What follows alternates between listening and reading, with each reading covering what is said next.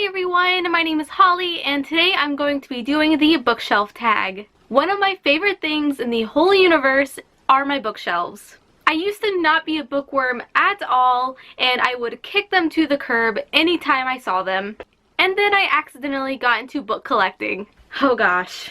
Do not underestimate the addiction. Pretty covers, a million ways to organize them. The list of gloriousness goes on eternally. I would pretty much like to collect books forever. Let's begin with question 1. Describe your bookshelf and where you got them. It is a thing of beauty to behold. I'm also not very happy with the way it's stacked right here, but what's an overcrowded bookworm to do? I got all 3 of these at Walmart and I've had them for a couple years now.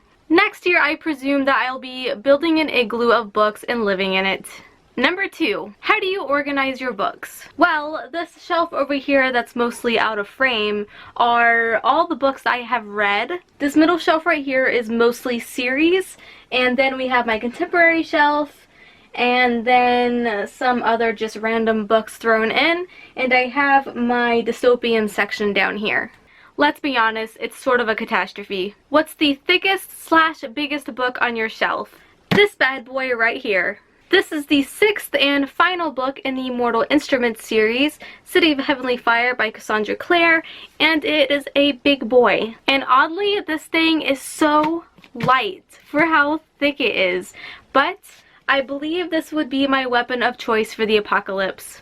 It's 725 pages long, which is actually surprising. You kind of expect that this would be more like 900, but yeah, not even 800 pages.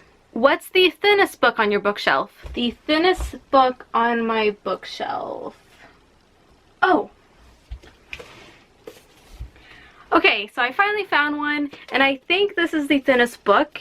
The Apple Tart of Hope by Sarah Moore Fitzgerald, and I read this book last year and I really enjoyed it. It's a contemporary and it's not even 200 pages. It is so tiny, and that is my thinnest book on my shelves. Is there a book that you received as a birthday gift?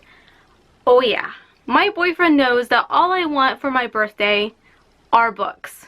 I have an Amazon wish list and I navigate him to that page and he can select which books I want, and there's probably 100 books on that list. So I still never know which books he is going to give me. But I'll give you an example. He finished off this series for me by buying The Fate of the Tearling by Erica Johansson. He also finished off this series for me, which is the 3rd book, Disruptor by Arwen Elise Dayton. There's many of books that my boyfriend has gotten me as a gift, so those are some examples. Is there a book from a friend on your bookshelf? No. I am quite the loner when it comes to real life friends. Let's just leave it at that. Most expensive book on your shelf. Do you know how long it took me to figure out this answer? I buy books for only a few dollars, but I did buy the Kiss of Deception full price at Barnes & Noble because it's basically the first book that I pretty much ever bought. And that was quite a big deal for me. The last book you read on your shelf. That would be The Wolf Wilder by Catherine Rundell. Do you have more than one copy of a book? Oddly, yes. Sometimes publishers accidentally send me 2 copies of the same book. The first one being an ARC, which is a paperback, and then they send me a finished hard copy. For example, A Fierce and Subtle Poison, I received an ARC and then I got a hard copy. And I actually give my ARCs to my brother when I do get second copies like that. So he gets free books. Do you have complete series? Are you kidding? That's what my shelves mostly consist of. Complete series. I have a very bad habit on buying a whole series before I even start it. I should really break that habit, but I probably won't, let's be honest. What's the newest addition to your bookshelf? My boyfriend actually bought this for me from Amazon. It was only like $9 and it was such a steal. So he picked it up for me, which is so nice of him. Hunted by Megan Spooner. It's one of my most anticipated releases for this year, and I cannot wait to read this. It's a Beauty and the Beast retelling. What's the most recently published book on your shelves? I'm going to have to go with this again because it's definitely the newest release that I have recently gotten. I actually have not been keeping up with new releases this year, which pains me. I I have wandered off and have been devouring older series. I will probably regret that next year. A book you won. I have won around 25 books on Goodreads, so I have quite a good stack of books I have won.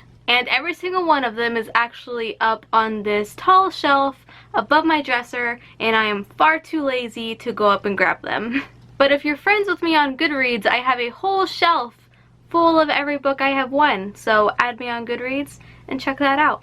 A book you'd hate to let out of your sight. No one will ever take this book off of my hands. No one. I can't even bear to crack the spine myself. I love this book so much. It is my favorite middle grade ever, and no one will ever put their grimy hands on it.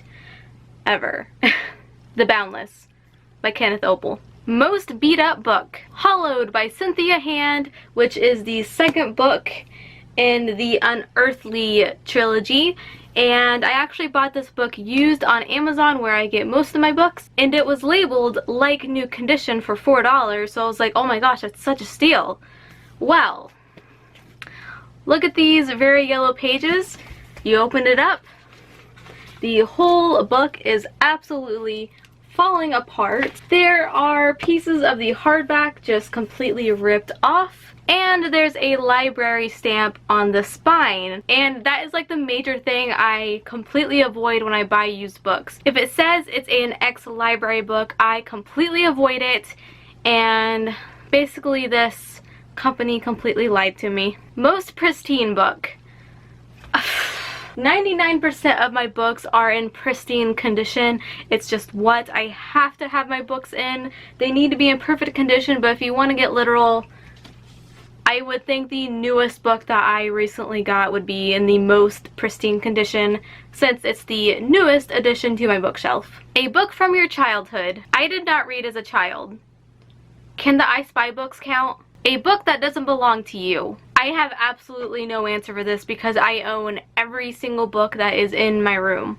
So, 0. A book with a special or unique cover. I'm going to go with the Barnes & Noble editions of these books. So we have The Secret Garden, The Grimm's Fairy Tales, A Little Princess, and Alice in Wonderland. These books are just so pretty, and even the spines are pretty. Like, there's 2 gold, there's 2 silver. This one to me is like the prettiest one. Like, it's just so pretty, and they're so fun to just touch and pet. I just want to pet them forever. A book that is your favorite color. Well, my favorite color is red, specifically blood red. So I'm going to have to go with Outlander by Diana Gabaldon, and I actually have not read this yet. Oh my gosh. My camera really picks up that gold emblem in the middle. Is that blinding you guys? Whew, whew, whew. So yeah, this is the 20th anniversary of Outlander, and I figured I would pick it up. Where did I get this at? I think... Oh, I got this on a Book Outlet for like super cheap, maybe $6. And it's like puffy, like it's not a normal hardback. It actually has like a puff to it. It's really cool and gorgeous, and my favorite color. A book that's been on your shelf the longest and you haven't read it. So this is definitely going to Stolen Songbird by Danielle Jensen. I bought this book with The Kiss of Deception and another book called 3 when I first started reading in 2014. I bought 3 books from Barnes & Noble, and that's what really got me into reading just at that moment. And this is one of the books I picked up, and I have not read it yet, and I really want to, but let's be honest, the size is a little bit intimidating for me right now. I have been really into short books lately, so this boy is looking pretty scary right now. Any signed books? I'm going to be completely honest and admit that I probably have at least 100 signed books. And most of my signed books are by indie authors, but one of my all-time favorite ones that are signed is one of my all-time favorite fantasy series, and that is the second book in the Girl of Fire and Thorn series, The Crown of Embers by Rae Carson, and her signature is right there. And you want to know the amazing thing? I bought this used on Amazon, and it's a legit signature, don't worry. So yes, that was the bookshelf tag. I want you guys to tell me down below if you have any signed books, or if there are any books that you would absolutely love signed, because I would love to know down in the comments. But yes, I hope you enjoyed, and until we meet again, happy reading.